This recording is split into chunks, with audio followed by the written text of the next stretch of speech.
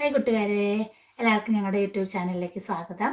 അപ്പോൾ ഞാനിന്ന് ഉണ്ടാക്കാൻ പോകുന്നത് കൊഴുക്കട്ടയാണ്. അപ്പോൾ നിങ്ങളെല്ലാവരും ഇത് കണ്ടിട്ട് അറിയില്ലാത്തവരൊക്കെ ഒന്ന് ഉണ്ടാക്കി നോക്കണം കേട്ടോ. അപ്പോൾ നമുക്ക് വീഡിയോയിലോട്ട് പോവാം. അപ്പം നമ്മൾ ഒരു പാൻ അടുപ്പത്ത് വെച്ച് ജസ്റ്റ് ഒന്ന് ചൂടായി കഴിയുമ്പോൾ നമുക്ക് ഒരു 3/4 കിലോ ശർക്കരയാണ് ഞാൻ എടുത്തേക്കുന്നത്. അത് നമുക്ക് ഇതിലോട്ട് ഇട്ട് കൊടുക്കാം. എന്നിട്ട് നമുക്ക് കുറച്ച് വെള്ളം കൂടെ ആഡ് ചെയ്യുക ഇതിലോട്ട്. ഇതൊന്ന് മെൽറ്റായി കിട്ടാനുള്ള വെള്ളം മതി കേട്ടോ.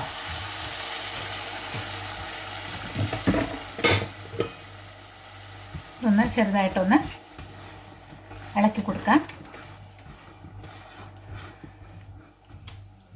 ഒന്ന് അലിഞ്ഞു വരട്ടെ. അലിഞ്ഞു വരുന്നിടം വരെ നമുക്കൊന്ന് വെയിറ്റ് ചെയ്യാം. നമ്മുടെ ശർക്കര എല്ലാം നല്ലപോലെ ഉരുകി വന്നിട്ടുണ്ട്. ഇനി ഇതിൽ എന്തെങ്കിലും ഒരു കരടുണ്ടെങ്കിൽ നമുക്കൊന്ന് ഒരു അരിപ്പക്കൂടെ ഒന്ന് അരിച്ച് മാറ്റിയെടുക്കുക അതിനെ. അപ്പോൾ നമ്മുടെ ശർക്കര പാനിനെ ഞാൻ അരിച്ച് ഇതേ വേറൊരു പാനിലോട്ട് മാറ്റിയിട്ടുണ്ട്. ഇനി നമുക്ക് ഒരു 3/4 കിലോ ഇത് തൂക്കമാണ് കേട്ടോ ഞാനിവിടെ എടുത്തേക്കുന്നത്. അപ്പം നിങ്ങൾ ഒരു തേങ്ങയുടെ ഒരു തേങ്ങ വേണ്ട, ഒരു മുറിയും പിന്നെ ഒരു കുറച്ചും കൂടെ, ഓക്കെ, അത്രയും തേങ്ങയും കൂടെ ഇതിലോട്ട് നമുക്ക് ആഡ് ചെയ്ത് കൊടുക്കാം.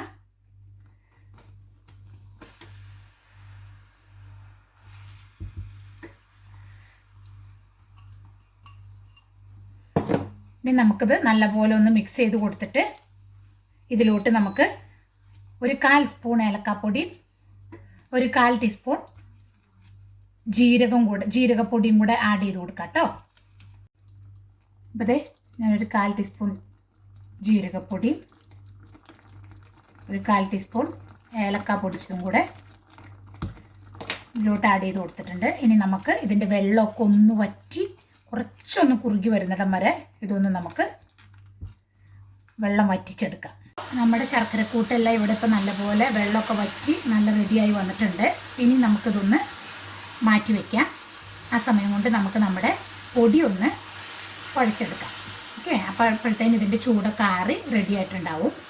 അപ്പോൾ ഇത് നമുക്കൊന്ന് തീ ഓഫ് ചെയ്തിട്ട് മാറ്റി വയ്ക്കാം. കുറച്ചൊരു വെള്ളം പോലെ ഇതിലിരുന്നോട്ടെ കേട്ടോ. അതല്ലെങ്കിൽ പിന്നെ നമ്മൾ എടുക്കുന്ന സമയമാകുമ്പോഴത്തേനും ഇത് ഭയങ്കരമായിട്ടൊന്ന് കട്ടയായിപ്പോൾ. അപ്പോൾ നമുക്ക് ഇതൊന്ന് മാറ്റി വയ്ക്കാം. നമുക്ക് കൊഴുക്കട്ടയ്ക്ക് ആവശ്യമായ പൊടി നനച്ചെടുക്കാം. അതിന് ഞാൻ 4 കപ്പ് പൊടി എടുത്തിട്ടുണ്ട്. അപ്പോൾ 4 കപ്പ് പൊടിക്ക് നമുക്ക് 4 കപ്പ് ചൂടുവെള്ളം ഒഴിച്ചു കൊടുത്തിട്ട് ഇത് നല്ലപോലെ ഒന്ന് മിക്സ് ചെയ്തെടുക്കാം. അപ്പോൾ നമ്മൾ കൈ കൊണ്ട് നല്ലപോലെ കുഴച്ചെടുത്ത് കഴിഞ്ഞാലാണ് ഇത് നല്ലപോലെ സോഫ്റ്റ് ആവുള്ളൂ. അപ്പോൾ നമുക്ക് വെള്ളം ഒഴിച്ചിട്ട് ഇതൊന്ന് കുഴച്ചെടുക്കാം. നമുക്ക് എടുത്തു വെച്ച പൊടിയിലോട്ട് ആവശ്യത്തിന് ഉപ്പിട്ട് കൊടുത്തിട്ട് ഒന്ന് മിക്സ് ചെയ്തിട്ട് നമ്മുടെ വെള്ളം നമുക്ക് ആഡ് ചെയ്തതിലോട്ട് കുറേശ്ശെ വെള്ളം ഒഴിച്ചിട്ട് ഇതൊന്ന് മിക്സ് ചെയ്യണം. ഇപ്പം 4 കപ്പ് വെള്ളം എന്നുള്ളത് പല പൊടിക്കും പല തരത്തിലായിരിക്കും. അതുകൊണ്ട് അതൊന്ന് ശ്രദ്ധിച്ചിട്ട് നമ്മൾ വെള്ളം ഒഴിച്ചു കൊടുക്കുക.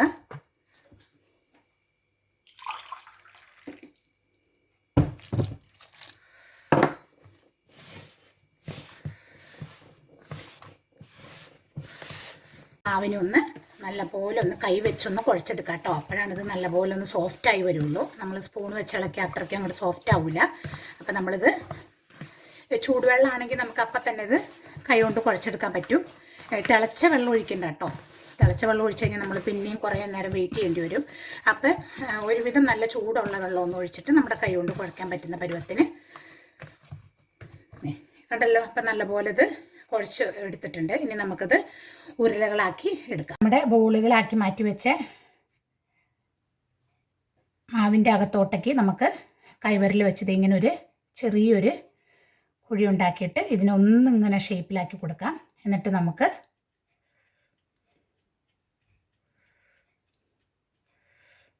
കണ്ടല്ലോ. ഇനി നമുക്ക് നമ്മുടെ തേങ്ങ ശർക്കരയും കൂടെ വെച്ചുണ്ടാക്കിയ കൂട്ട് ഇതിൻ്റെ ഉള്ളിലോട്ട് ആഡ് ചെയ്ത് കൊടുക്കാം. ഇനി നമുക്കിതിനൊന്ന് ഇങ്ങനെ ഒന്ന് കവർ ചെയ്തെടുക്കാം.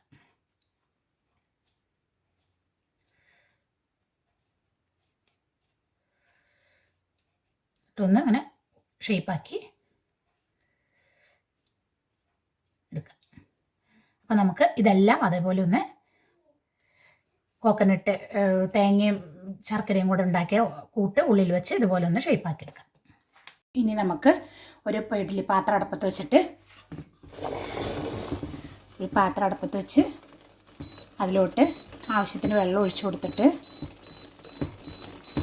ഞാനിതിലോട്ട് ആവശ്യത്തിന് വെള്ളം ഒഴിച്ചിട്ടുണ്ട്. ഇപ്പോൾ ഇനി നമുക്കിതിൻ്റെ തട്ട് വെച്ചിട്ട് നമ്മൾ ഉണ്ടാക്കി വെച്ച് കൊഴുക്കട്ടയെല്ലാം നമുക്കിതിലോട്ട് പാത്രത്തിലോട്ട് വെച്ച് കൊടുക്കാം.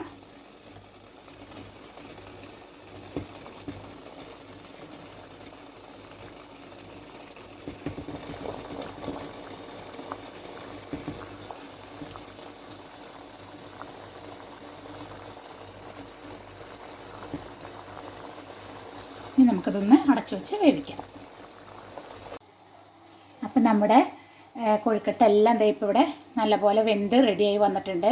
ഞാൻ ദേ ഇവിടെ ഒരു വേറെ പാത്രത്തിൽ, നിങ്ങൾക്ക് ഇഡ്ഡലി പാത്രമോ സ്റ്റീമറോ ഇങ്ങനത്തെ ഇല്ലെങ്കിൽ എന്തെങ്കിലും ഒരു ഇഡ്ഡലി പാത്രത്തിൻ്റെ തട്ട്, ഹോളുള്ള തട്ടുണ്ടെങ്കിൽ നിങ്ങൾക്ക് ഇതുപോലെ ഞാൻ കണ്ടാവും, ഞാനൊരു ചീനച്ചട്ടിയിൽ ഇതുപോലത്തെ ഒരു ഇതിലോട്ട് കുക്കർ വാങ്ങിക്കുമ്പോൾ കിട്ടുന്നൊരു അതിൻ്റെ ഉള്ളിലുണ്ടാകുന്ന ഒരു പാത്രമാണത്. അത് വെച്ചിട്ട് അതിലും കൂടെ ഇതേപോലെ കൊഴുക്കട്ട വെച്ച് ഉണ്ടാക്കിയിട്ടുണ്ട്. അപ്പോൾ നിങ്ങൾക്ക് അതുപോലെയും ചെയ്യാം കേട്ടോ. അപ്പോൾ ഇത് നമ്മുടെ ടേസ്റ്റി ഹെൽത്തി ആയിട്ടുള്ള കൊഴുക്കട്ട ഇവിടെ റെഡി ആയിട്ടുണ്ട്. നിങ്ങളെല്ലാവരും ഇതുണ്ടാക്കി നോക്കിയിട്ട് എന്നെ ഫീഡ്ബാക്കൊക്കെ അറിയിക്കണം കേട്ടോ. അപ്പം നമ്മുടെ അടുത്ത വീഡിയോ കാണുന്നത് വരെ എല്ലാവർക്കും ബൈ.